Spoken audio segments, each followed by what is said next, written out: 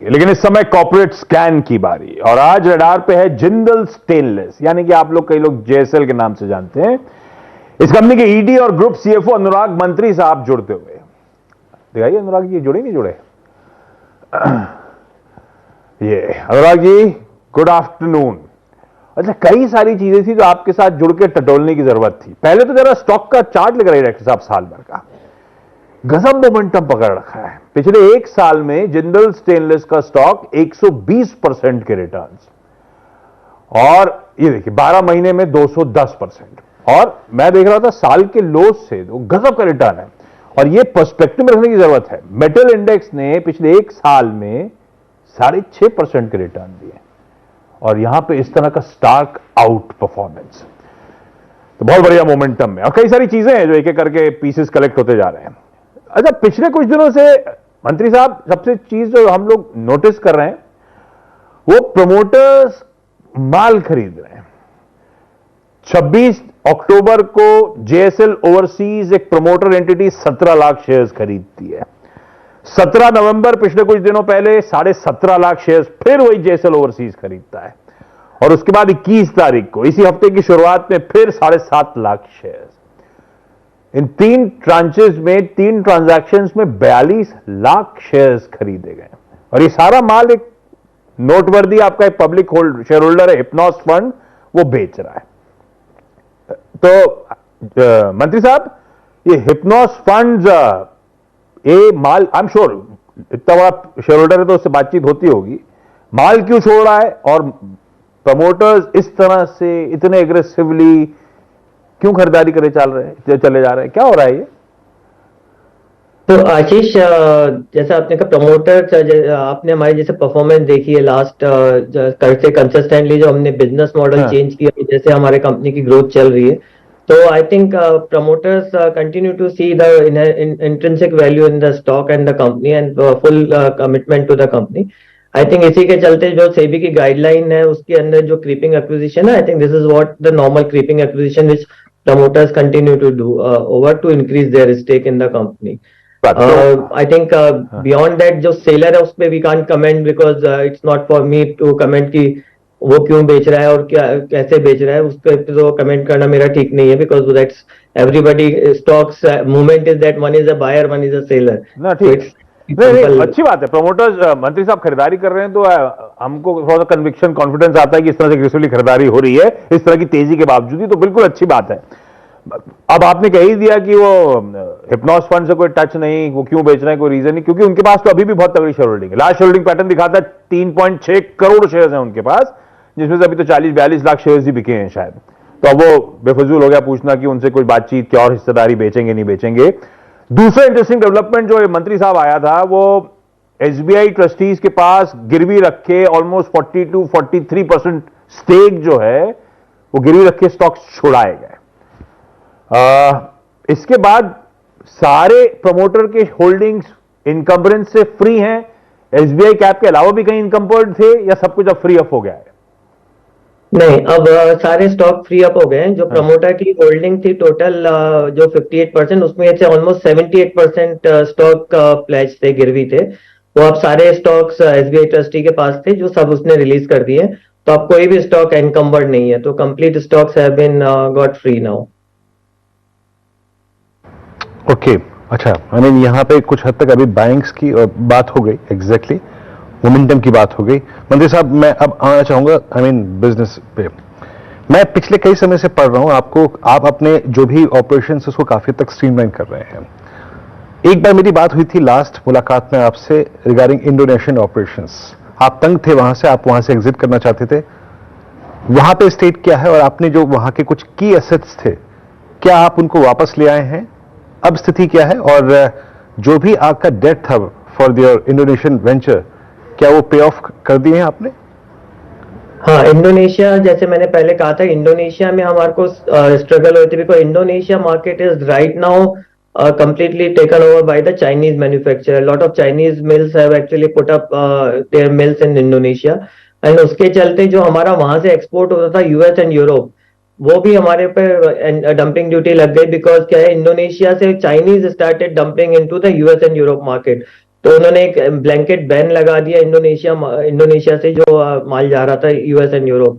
तो उसके चलते जो हमारी इंडोनेशियन सब्सिडी थी देवर एक्चुअली स्ट्रगलिंग, जो ऐसा हमने लास्ट टाइम कहा था। तो देन वी डिसाइडेड दैट कि we will eventually wind up this operation. तो we are exploring all the options, उसमें से यहाँ से असेट लाना भी है, कुछ पार्शियल सेलिंग है। तो we are exploring all the option, it's an early stage. तो थोड़ा उसके बाद लेकिन ये हमने बोर्ड हैज डिसाइडेड कि इंडोनेशिया के ये जो स्मॉलर ऑपरेशन है, जो छोटी मिल है, उसको हम एग्जिट करेंगे। इंडोनेशिया से एग्जिट हो रहा है लार्जली क्योंकि वहां पे कॉम्पिटिटिव इंटेंसिटी चाइनीज मैन्युफैक्चरर्स के आने के बाद काफी ज्यादा बढ़ गई है और बिजनेस सेंस नहीं बनता, ना कि वो सोल पर्पस की डेट रिड्यूस करना। ये इंडोनेशियन प्लांट जो आप बेचने की कोशिश कर रहे हो, अंदाजन कितना रियलाइज करेगा जिंदल स्टेनलेस से बेचकर? कोई ball park calculation, back of the envelope calculation आप लोगों ने किया जरूर होगा। नहीं आशीष, ये अभी थोड़ा अर्ली स्टेजेस है, इसमें हम मल्टीपल स्ट्रेटेजीज देख रहे हैं, नॉट नेसेसरली कि हम ऑपरेशन बेचेंगे वहां पे। हाँ। इसमें से कुछ प्लांट हम हो सकता है यहाँ पे भी ला सकते हैं, which we are exploring. Also उसकी जो अलग अलग पार्ट्स हैं वो भी हम सेपरेटली सेल करते हैं। So I think we are very hopeful that कि it will give us a decent realisation, जो ऐसा कोई बहुत बड़ा बैलेंस शीट पे इम्पैक्ट नहीं आएगा इसका। अरे मंत्री साहब, चाइना सरदर्द बना इंडोनेशिया में, ये चाइनीज डंपिंग तो सरदर्द डोमेस्टिक मार्केट में भी हमेशा से रही है, अभी स्थिति क्या है? चाइनीज मार्केट की ये स्थिति कि अगर हम देखें तो India fastest growing consumer market है स्टेनलेस स्टील में। हाँ। और globally second largest consumption market है after China for stainless steel in the world. And यहाँ का 30% market is hijacked by Chinese. तो जो 30% सप्लाईज है वो चाइना से आ रही है इंडिया में। उसके चलते क्या हो गया, जो एमएसएमई छोटे मैन्युफैक्चरर थे, उनकी facilities are now working on less than 50% capacity. तो एक तो एमएसएमई सेक्टर जो मैन्युफैक्चरर है वो ज्यादातर ट्रेडर हो गया, वो अपनी फैक्ट्रीज नहीं चला पा रहे बिकॉज चाइना एकदम डंप किए जा रहा है माल इंडिया में।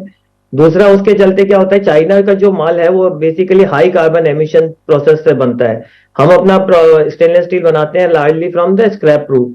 तो हमारा जो, और हमारे पास इलेक्ट्रिक आर्क फर्नेस है। चाइना से जो माल आ रहा है वो जनरली काफी कुछ, जो हम कार्बन न्यूट्रल होने की बात कर रहे हैं उसके लिए भी डिटरेंट है, क्योंकि हम उसका जो भी इंपोर्ट कर रहे हैं वो लार्ज कार्बन एमिशन भी इंपोर्ट हो रहे हैं मंत्री साहब, कुछ सेफगार्ड नहीं लगे हुए का? पहले तो ड्यूटी लगती थी, अभी कुछ नहीं है क्या?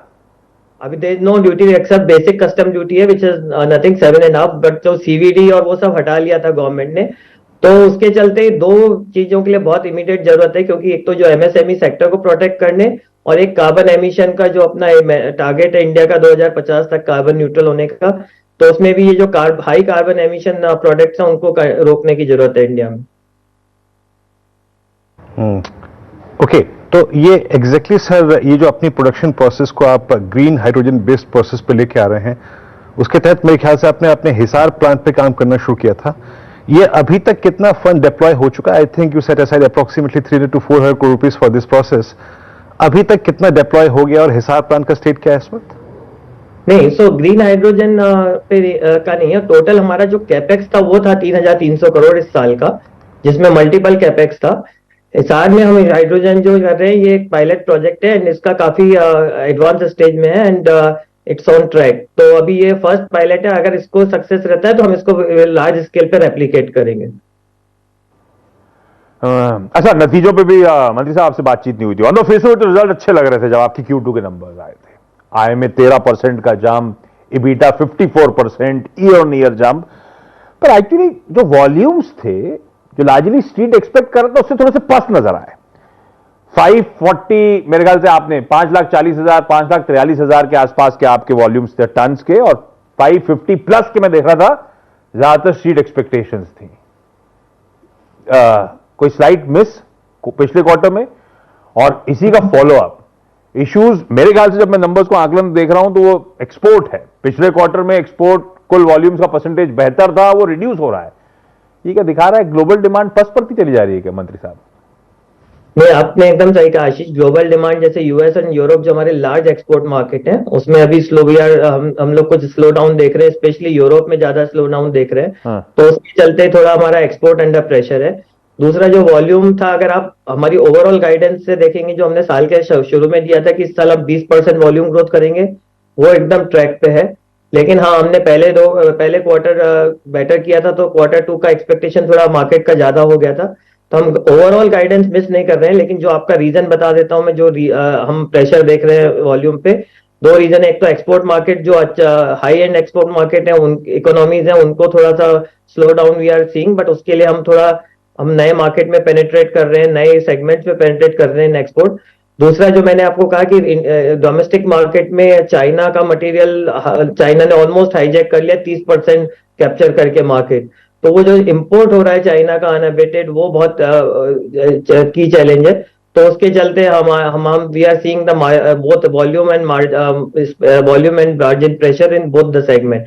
तो उसको बैलेंस करके चल रहे हैं हम, कि because we want to stay on a more a quality player and in a good quality, continue to supply good quality.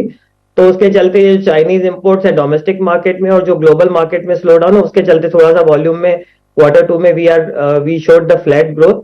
But अगर ओवरऑल देखेंगे, जो साल का हमारा टारगेट है 20% ग्रोथ ऑन FY23 नंबर, वो we are intact, we will be able to manage that.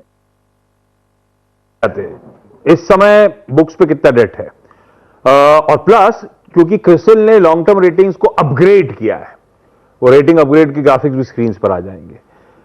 इस समय औसतन जो डेट है उस पर कितना ब्याज पे कर रहे हो, और इस रेटिंग अपग्रेड से मंत्री साहब कितना पॉजिटिव इंपैक्ट एंटिसिपेट कर रहे हो being a CFO? So rate अगर आप देखेंगे तो हमारा जो ओवरऑल डेट है, JSL एंड JUSL, जो JUSL हमारी की सब्सिडी जिसको हमने एक्वायर किया था, तो नाउ आप उसके साथ कंबाइंड डेट देखते हैं। तो अगर मार्च में देखेंगे तो combined debt was close to 4500 crore के आसपास था। इस साल का हमारा कैपेक्स जो प्लान था वो 3300 करोड़ का था।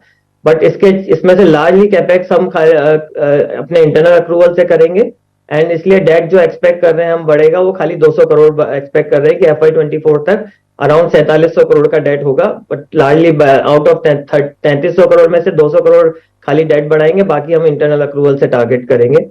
जो आप बोल रहे हैं इंटरेस्ट रेट का, तो हमारी जो हमने कुछ जो प्रोएक्टिवली वर्क किया था इंटरेस्ट रेट, एंड जो इस रेटिंग का हमारा अपग्रेड हुआ है, तो ऑन एन एवरेज जो हमारी इंटरेस्ट रेट है, लॉन्ग टर्म इंटरेस्ट रेट, वो 8 से 8.5 के बीच है, क्योंकि हमने कुछ long term loan lock in कर लिए थे before the interest rate started hiking. तो और फॉरेक्स और जो डोमेस्टिक लोन है उसका भी हमने मिक्स बहुत आइडियल रखा था। तो आपने देखा होगा जैसे फॉरेन लोन्स जिन कंपनी में थे, उनमें बिकॉज सोफर बहुत बढ़ गया था, उनको बहुत हिट हुआ। हमारी डेट कॉस्ट अगर आप देखेंगे तो स्टिल 8.5 से 9 के नीचे की रेंज में रहती है, तो which is very good and as compare to the other segments, and वो हम कंटिन्यू टू मेंटेन करेंगे। दूसरी चीज जो डेट में देखने की है कि हमने average tenor of the debt बहुत बढ़ा लिया, उससे बैलेंस शीट बहुत स्ट्रांग होती है। तो हमारा जो डेट का रीपेमेंट बहुत ज्यादा नहीं है आने वाले सालों में, और average tenor of the debt is now at least 4 से 5 साल है। तो 10 ऑलमोस्ट 8-10 साल के जो लोन हमने कन्वर्ट कर दिए, जो छोटे लोन थे उनको 10 साल के लोन में कन्वर्ट कर दिया, और इंटरेस्ट रेट को एक कंटिन्यू मोमेंटम में रखा। तो जो रेटिंग के चलते जो हमारे को ये पॉसिबल हुआ, वो उसका बैलेंस शीट में आप इम्पैक्ट देख रहे हैं। जो भी कर रहे हो आप, स्टॉक मार्केट को तो पसंद आ रहा है, स्टॉक फटे चले जा रहा है, और केपेक्स लार्जली इंटरनली फंडेड होगा, चाइना का सरदर्द है, उसके बावजूद परफॉर्म करके दे रहे हैं। चलिए मंत्री साहब, बढ़िया रहा, कॉन्ग्रेचुलेशंस। इस तरह के स्ट्रॉन्ग, मतलब मार्केट उत्साह जो दिखा रहा है खासतौर पर, उसके लिए तो खासतौर पर आप लोग का जो भी करने का तरीका हो, पसंद आ रहा है स्ट्रीट को। Anurag sir, thank you so much जुड़ने के लिए। ये राजेश सर, आप तो चाइना के काफी पास बैठे हो, आप समझाते क्यों नहीं उन लोग को?